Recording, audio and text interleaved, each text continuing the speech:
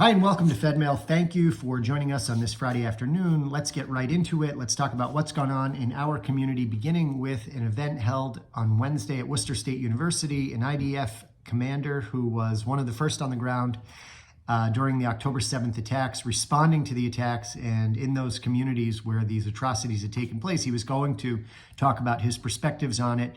Immediately when he began to talk about what he saw with his own eyes, that day when he first responded, he was shouted down, told that he was lying by protesters, anti-Israel protesters in the crowd.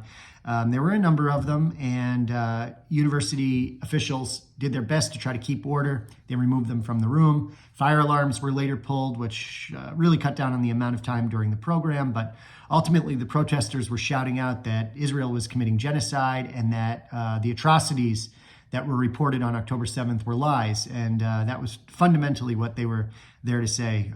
There was no decorum. They shouted. There was very little respect paid for just the notion of academic integrity and allowing an alternative viewpoint to be expressed at minimum. So we're very disappointed in the folks who disrupted that program. And of course, we're hoping that the university treats the pulling of fire alarms as a serious offense, which it is. Also in our community, Congressman McGovern took to the floor of Congress this week and claimed that Netanyahu, Prime Minister Netanyahu, is deliberately withholding humanitarian aid and food to Gaza, using it as a weapon against the people of Gaza, and said that in response, the U.S. should cut military aid to Israel. I know that a number of you have reached out to the congressman's office to voice your concerns at this critical time. I know that we always are encouraging our community members, and every citizen of the country should always be reaching out to our elected officials to make sure that they know what we think. So we've included a link below. There were links sent out earlier today as well. Hamas and Israel continue to speak through negotiators about a hostage release and ceasefire agreement. All of the details of that are still forthcoming, although it has been revealed that Hamas wishes to see the release of 1,000 prisoners held in Israeli jails, and these are people who have life sentences. So you can only imagine what they are in jail for if they have life sentences. Also on the northern front with Hezbollah, there were a number of strikes back and forth across the border this week, and that continues to be a very hot theater of operation and another front in this multi-front war. So we continue to monitor the news and see where these things go. Always hoping for peace, using Shabbat to be a great day to look forward to a more peaceful time. Coming up in the community this weekend, we've got a lot going on, as always. Looking forward to Gimple the Fool being played at the JMAC Theater across from Worcester City Hall, and that's part of the Central Mass Jewish Theater Company.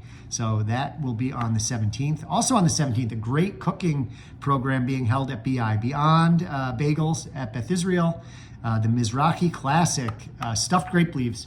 And that program is being led by Carol Goodman-Kaufman. And if you know Carol, wonderful chef, and does a lot within the food community. So don't miss that. That's also on the 17th.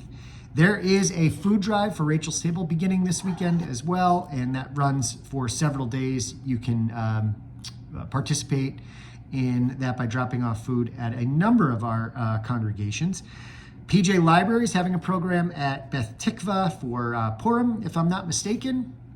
There is also a special event taking place at Harvard Hillel this weekend, and that is focused on the women hostages. There are still 19 women held hostage by Hamas, and this is called Get Our Sisters Out of Hell.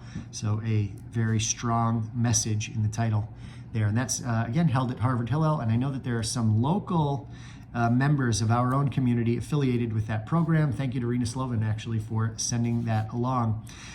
With that, I simply want to say thank you once again. I know a lot of you have reached out with information about the different charities you've supported over the past several months related to the crisis in Israel. Keep those coming. We're tallying them all up now. incredible generosity. Love seeing it. If you haven't yet made a gift to the annual campaign, we encourage you to do so and get your costumes ready for Purim, because we are looking forward to seeing you for Purim.